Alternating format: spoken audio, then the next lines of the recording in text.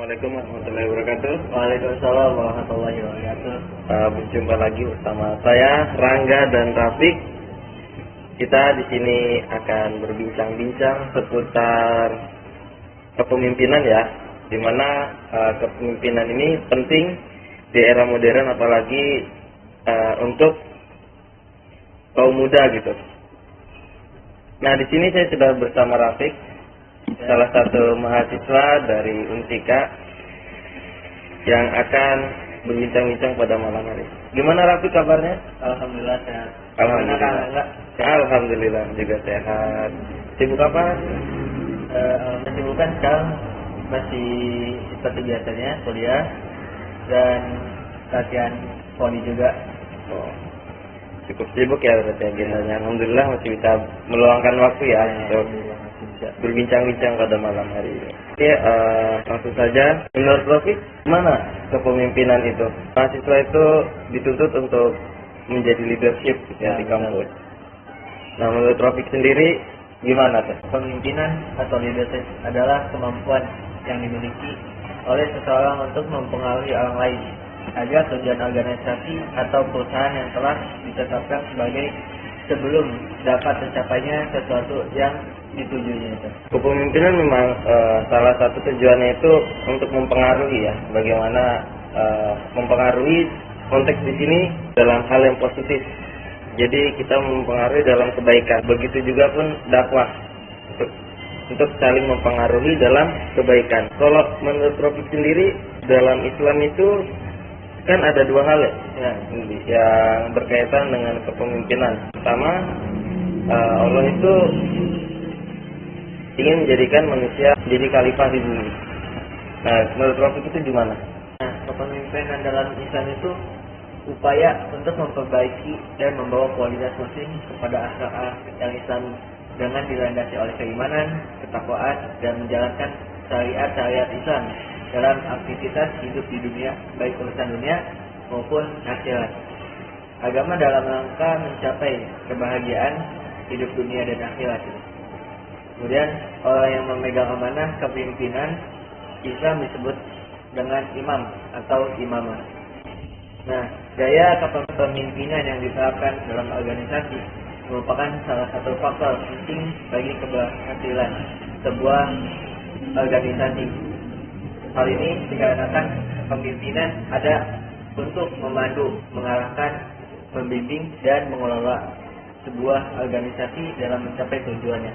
Jadi memang ini ya, kepemimpinan itu sangat dibutuhkan, apalagi dalam Islam. Kita pun juga memiliki sosok pemimpin ya, baik itu di era sekarang maupun di era yang dahulu ya. Dulu kita punya sosok Rasulullah SAW, pemimpin kita, pemimpin umat dan rahmatul alamin ya, memberi rahmat seluruh alam gitu. Jadi beliau salah satu sosok pemimpin yang ideal. Ya mungkin orang sekarang itu mikirnya kayak apaan sih, bawa-bawa agama gitu kan. Padahal ya umat Islam patokannya ya Rasulullah gitu. Kalau Islam sendiri karakteristik atau pemimpin yang ideal gitu, yang Rafiq ketahui. Kepemimpinan yang ideal dalam konteks Islam itu pertama beriman dan bertakwa kepada Allah Subhanahu wa taala. Di dalam perspektif Islam, seorang pemimpin harus memiliki model kepemimpinan yang baik dan luhur.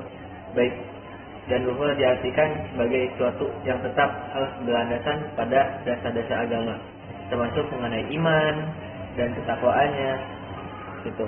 Apabila seseorang pemimpin yang ingin rakyatnya atau seseorang yang berada di bawah kepemimpinan dia itu harus memiliki sifat yang baik dan memiliki iman dan takwa kepada Allah Subhanahu wa taala. Kedua, memenuhi hal rakyat. Seorang pemimpin harus mampu memenuhi setiap hak dan rakyatnya. Apabila hak yang dimilikinya telah dirampas oleh orang lain yang tidak bertanggung jawab, maka seorang pemimpin memiliki kewajiban untuk mengembalikan hal tersebut. Hal ini juga diterapkan dalam masa kepemimpinan Khalifah Abu Bakar, di mana beliau selalu berusaha untuk memenuhi setiap hak dari rakyat yang dipimpinnya. Kemudian ada sidik. Nah, selain dapat menegakkan imamah dan imarah, seorang pemimpin juga harus memiliki sifat yang ditanamkannya melalui jiwa kepemimpinannya. Di sini sifat seorang pemimpin harus jujur. Tidak hanya jujur, melainkan mereka diharapkan mampu menanamkan jiwa kebenaran yang dilakukannya untuk mencapai tujuan bersama. Kemudian ada tabligh.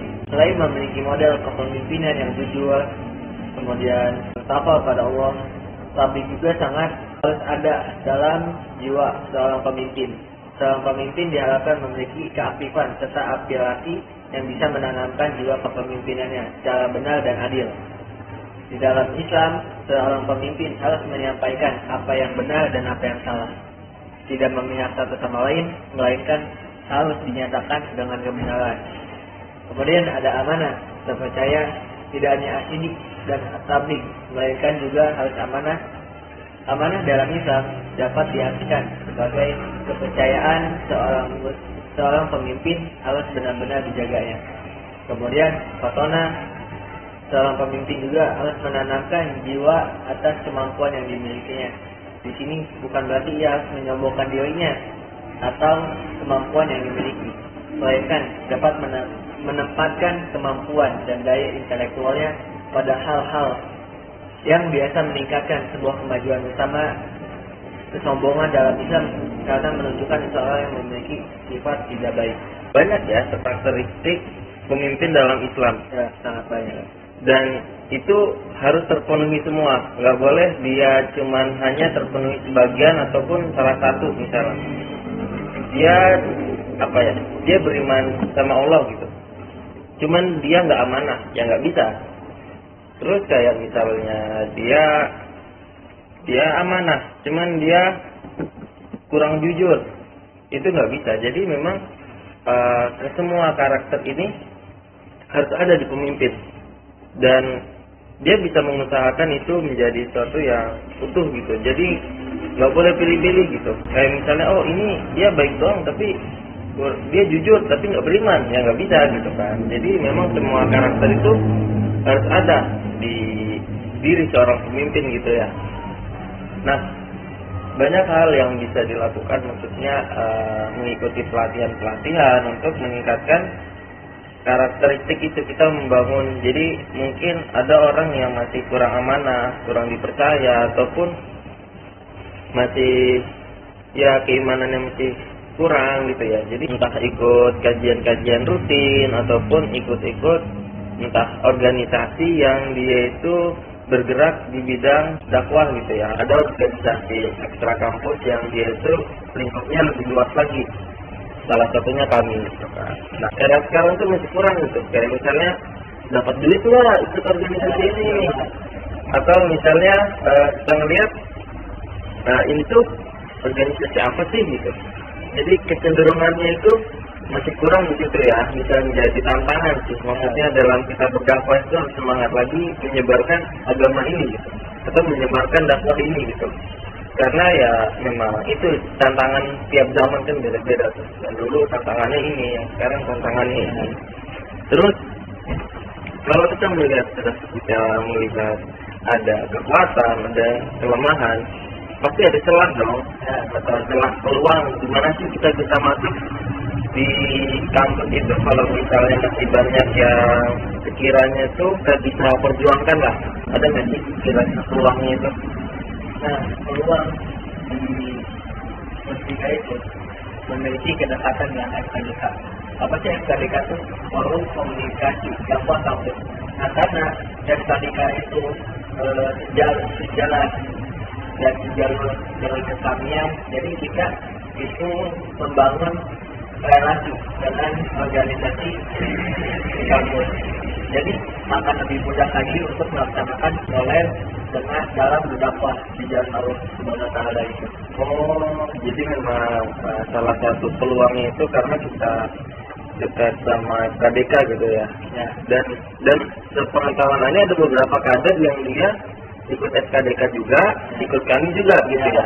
Jadi malah itu membuka atau memperluas ladang dakwah kita gitu. Dan kalau Anda lihat kan, kalau misalnya di kampus FKDK itu kan legal, maksudnya dia punya peranan di masjid, terus punya peranan langsung ke jurusan ataupun ke unit gitu ya, untuk pengadaan ataupun sekiranya melakukan agenda yang besar gitu ya.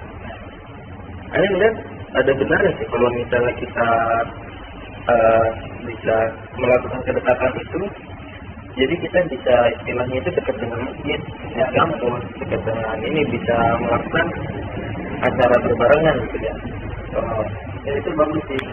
Ada lagi ya, yang saya lihat nih mengenai peluang itu.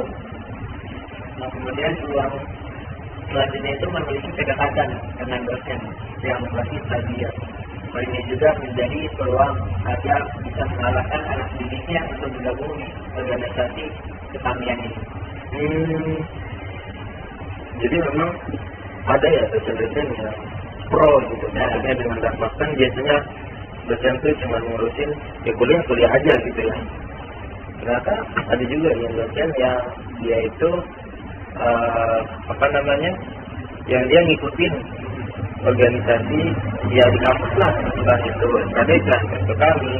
Jadi sekiranya kalau memang punya basic itu atau memang dosen yang memang bisa bantu ya alhamdulillah gitu, bisa mengarahkan anak didiknya gitu ya. Nah, kalau itu juga ada peluang ya. Nah, di sisi lain ada tuh yang namanya ancaman. Ancaman ini bisa berupa kayak hal-hal yang bisa menghambat dari organisasi kami atau organisasi yang lainnya tuh. Kira-kira ada nggak yang sampai pikirkan atau yang terbenak gitu? Kira-kira ada ancaman dari mana sih? Masalah ancaman itu hal yang umum ya, dan sering terjadi juga di setiap organisasi yang ada di kampus ataupun yang di eksternal. Mungkin kalau di kampus itu sering terjadi gesekan antara organisasi mahasiswa di kampus yang terkait dengan pengkaderan, entah itu jurusan, entah itu fakultas atau segala macam. Itu hal umum dan sering terjadi juga di kampus yang lain, bukan hanya di Unika saja. Soalnya dari dulu juga memang sering terjadi konflik seperti itu. Iya sih, memang itu menjadi hal yang umum ya. Di zaman ini juga dulu tuh sering tuh kayak kamu kalau sudah ikut organisasi ini, udah ini aja, jangan ikut yang lain gitu ya. Jadi terkadang dipaksa untuk memilih gitu, udah satu aja cukup gitu. Jadi mahasiswa itu nggak bebas untuk berekspresi gitu ya.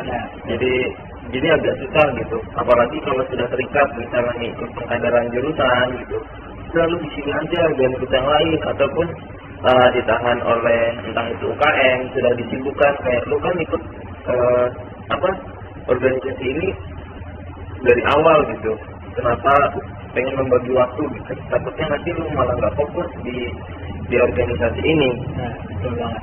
Itu memang bisa menjadi ancaman terbesar ya ketika ada organisasi yang tidak membebaskan mahasiswanya untuk memilih atau berkembang. Keren sekali ya. Iya, Kira pembahasan malam ini bisa berbincang-bincang dengan topik dari kampus Unika dan juga bisa membaca istilahnya pemetaan di kampus atau analisis versi Rofik gitu. Dan semoga kedepannya bisa berjalan sesuai yang Rofik rencanakan ya. Istilahnya itu bisa memanfaatkan kelebihan yang kita punya ataupun mengantisipasi kelemahan yang ada ataupun memanfaatkan peluang yang ada di depan mata dan bisa bertahan dari ancaman yang datang menyerang dari segala sisi gitu ya. Oke, keren sekali, senang bisa bertemu dengan Rofik, bisa berbincang-bincang malam ini. Ya, semoga kita bisa berbincang-bincang dengan tema yang lain atau ya tema yang berbeda gitu ya. Perbincangannya nggak cuma sampai di sini karena Anda melihat Rofik punya wawasan yang luas gitu untuk berbicara berbagai banyak hal, entah itu nanti kita bicarakan soal olahraga yang mungkin bidangnya Rofik ataupun soal dakwah yang memang Taufik punya basic dari pondok juga bisa ceritakan pengalamannya selama di sana. Mungkin sampai bertemu di lain waktu dan di lain perbincangan. Saya Rangga, saya Rafi. Kita akhiri. Assalamualaikum warahmatullahi wabarakatuh.